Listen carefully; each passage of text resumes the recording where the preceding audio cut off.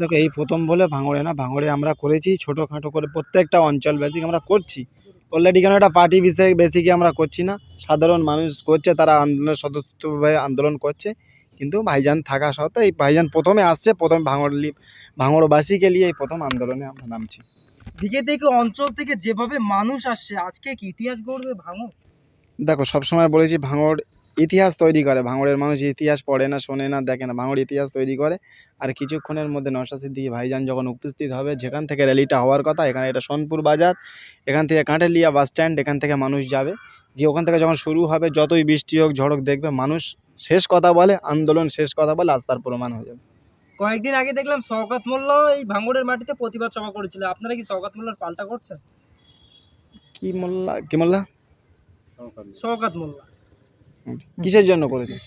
এই আরজিকর কাণ্ডে তিনিও প্রতিবাদ সভা করেছিলেন। এই রাজ্যটা কাদের? মমতা বন্দ্যোপাধ্যায়ের কাছে। শওকত মোল্লা কোন দল করে? তৃণমূল কংগ্রেস। তাহলে উনি কার বিরুদ্ধে আন্দোলনটা করছিল? সেটাই তো মানুষের অভিযোগ। রাজ্য সরকার টিএমসি, উনি টিএমসির এমএলএ, ধর্ষণ করেছে রাজ্যের সরকারের প্রশাসন, তাহলে আন্দোলনটা কার বিরুদ্ধে করছে? সত্যি ভাববার বিষয়, মানুষ যেভাবে আন্দোলনে তৈরি হচ্ছে, আন্দোলনে জাস্টিস ফর করছিল, তো আজকের ভেবে মানুষই অবাক যে আমরা যে বিচারটা চাইছি, কাদের কাছে বিচার চাইব? এরাই বিচার চাই, তাই এটা কি মানুষ?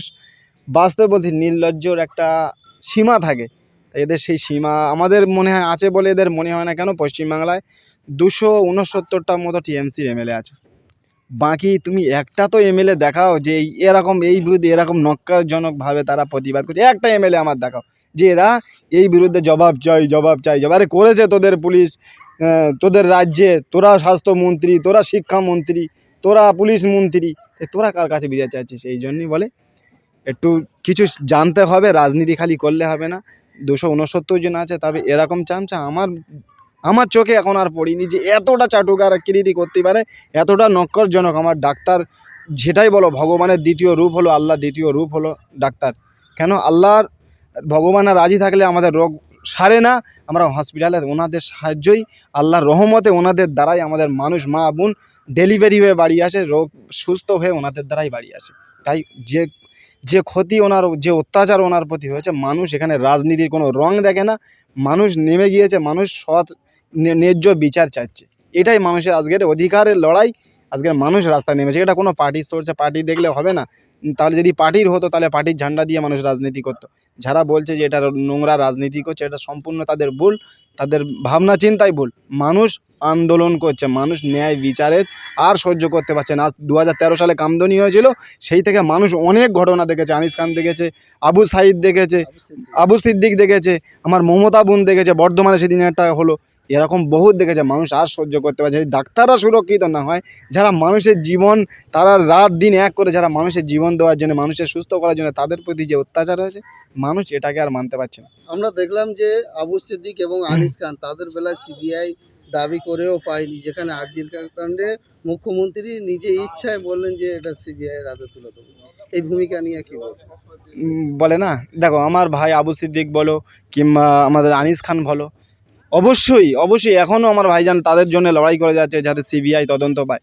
কিন্তু তা সত্ত্বেও, পাওয়া না সত্ত্বেও, অন্তত আমার এই বোনটাও তো আজকের বলে না, ভূতের মুখে রাম নামার পাপ কোনোদিন চাপা থাকে না। ঠিক তো, হক করে বেরিয়ে গেছে কথা সিবিআই, তো সিবিআই তদন্ত হচ্ছে।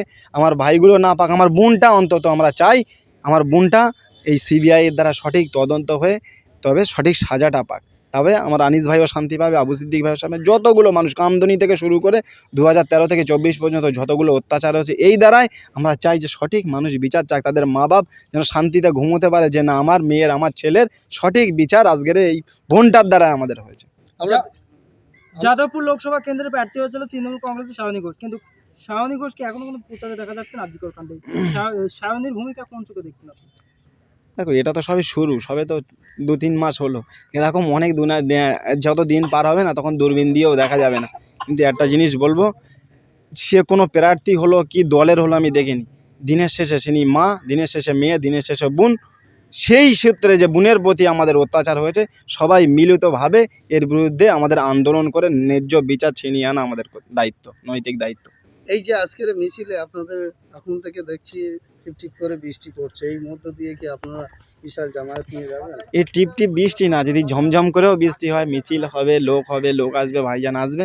কেন, ভাইজান হলো একটা ব্র্যান্ড। ভাইজানকে দেখবেন না, অত মানুষ ছাতা নিয়ে যায় ভাইজান, কিন্তু ভাইজানের ছাতা প্রয়োজন হয় না। ভাইজান এমন একটা নেতা, তিনি চায় যে আমার জনগণ যেখানে ভেজে আমি আগে ভেজবো, তারপর আমার জনগণ ভেজবো। সবসময় নেতাগিরি করলে হবে না, বড় স্টেজ কাটিয়ে প্যান্ডেল কাটিয়ে নেতাগিরি ওইভাবে হয় না। সবসময় নেতা তাকেই বলে, আমার পিছনে 200 মানুষ যদি চিন্তা করে আমার সামনে আমার নেতা দাঁড়িয়ে আছে, আমরা সেফটি আছি, সেই হলো অরিজিনাল নেতা। তার পিছনে 200 জন 2-3 জন এসে দাঁড়িয়ে গেল, মনে করে সে একদম আমি বিশাল নেতা, সেটা নেতা না। যখন 200 জন ভাববে, কি 2000 জন 2 লাখ জন ভাববে যে এই আমার নেতা আমার সামনে আছে, আমার আগামী দিনের সেফটি আছে, সেই হলে মানুষ তখন তার নেতা বলে মেনে নেবে। যেটা পশ্চিমবাংলার মানুষ জাতি ধর্ম বর্ণ নির্বিশেষে নওশাদ সিদ্দিকী ভাইজানকে সেটা মেনে নিয়েছে, এটাই তার প্রমাণ। আজকের শুধুমাত্র কি ওই তিলোত্তমা টানার জন্য কি এই বিশাল আন্দোলনটা হবে, না আরো আবু সিদ্দিক, আনিস খান যারা শহীদ হয়ে গেছেন তাদের যে ওইটাই তো বললাম, শুধু আমার বোন তিলোত্তমা বোনের জন্য নয়, 2013 সালে আমার কামদনি বোন আমার রেপ হয়েছিল, সেই থেকে শুরু করে আজ পর্যন্ত আমার তিলোত্তমা বোন পর্যন্ত, লিয়া, আবু সিদ্দিক, আমাদের আনিস খান, যতগুলো, তাদের সবারই বিচার চাবে। আমাদের দেখবে ব্যানার ফ্ল্যাগস থাকবে, সবারই নাম লেখা থাকবে, সবার বিচার। আমরা এই বোন বলেছি, এই বোনটার উপরে যে অত্যাচার হয়েছে, আমরা টোটাল পশ্চিমবাংলার মানুষ জাতি ধর্ম বর্ণ নির্বিশেষে সবাই একত্রিত হয়ে এই ন্যায় বিচার আমরা ছিনিয়ে আনবো। আর এই নির্লজ্জ সরকারের পদত্যাগ করতে বাধ্য করবে, জনগণ করবে, কোনো পার্টি না, জনগণ এ তাড়াতে বাধ্য করবে। কেন, এরা এমন লেভেলের চোর, এতে তাড়ানো সম্ভব হচ্ছে না। কেন, এরা জানি না এদের আল্লাহ কোন ব্রেনে এদের দিয়েছে, কিন্তু এরকম কোনো সিচুয়েশানে আল্লাহ মনে হচ্ছে রহমত হবে, আর এদের তাড়ানো সম্ভব হবে যদি ন্যায় বিচার না হয়েছে। 27 তারিখে যে নবান্ন অভিযানের ডাক দিয়েছেন ছাত্র সমাজ, সেই অভিযান কি আইএসএফ থেকে সমর্থন থাকবে? অবশ্যই আমরা কি বলেছি, আমি কাউকে চাই না, আমি এমন একটা ছেলে, আমি আন্দোলন করতে ভালো, ন্যায়ের জন্য আন্দোলন, তাতে যদি আমার জান থাকা যায়, আমি একটা জিনিস মনে করি, যদি ওদের গুলিতে আমার জাহান লেখা থাকে, আমার কেউ বাঁচাতে পারবে না। আর ওদের গুলিতে যদি ওদের হাতে মরণ না থাকে, আমার কেউ রুখতে পারে না। আন্দোলনের দিক থেকে আমি কোনোদিন পিছিয়ে হটিনি। আন্দোলন যেখানেই হোক, আমি আন্দোলনের জন্য সবসময় প্রস্তুত থাকি। আমার নেতৃত্বে যারা চলে, তারা আমার মতোই, তারা ভাই যেখানে ডাক দেবে সেখানে আন্দোলনের জন্য তারাও তৈরি থাকে। তবে তৈরি থাকো, সময় আপনাদের সাথে দেখা হবে। আজকে দেখলাম যে ভাঙড়ে এক জায়গায় শাসক দলের, যেখানে আরজিকার কাণ্ড নিয়ে তারা প্রতিবাদ করছে এবং 5,000 মানুষের খাওয়া দাওয়ার ব্যবস্থা রেখেছেন, আপনারা কি তেমন রেখেছেন? দেখো, আমাদের কাছে তো হারামের টাকা নেই, আমাদের সরকার, আমাদের একটা মাত্র এমএলএ, তার 1,20,000 টাকা মাইনে, তিনি টোটাল পশ্চিমবাংলায় ঘোরেন। এবং এটা না, পশ্চিমবাংলার টোটাল খবর নিয়ে দেখেন, কারুর শিক্ষা, কোনো আমার বোন পড়তে পারছে না, কোনো ভাই পড়তে পারছে না, কারুর বাড়িতে চিকিৎসা হচ্ছে না, এরকম আমার ভাইজান প্রত্যেকটা পশ্চিমবাংলার জেলায় জেলায় গিয়ে খবর নিয়ে দেখবেন এইসব কাজগুলো করে চলেছে। তার নেতৃত্বে দিয়ে আমরা নিচের লেভেলের কর্মীরা, আমরা যতটুকু পারি নিজেদের দায়, নিজেরা টোটো ভাড়া করে নিজেরা আমরা আন্দোলনে যাব, এটাই তার প্রমাণ করে দেয়। আমাদের নেতৃত্বদের খাওয়া লাগে না, আমাদের ছেলেদের খাওয়া লাগে না, আমাদের মায়েদের খাওয়া লাগে না। তারা হকের জন্য লড়াই করার জন্য জান দিতে প্রস্তুত আছে, ছিল এবং আজও দেখবেন তারা কীভাবে ঘর থেকে বাড়ায়।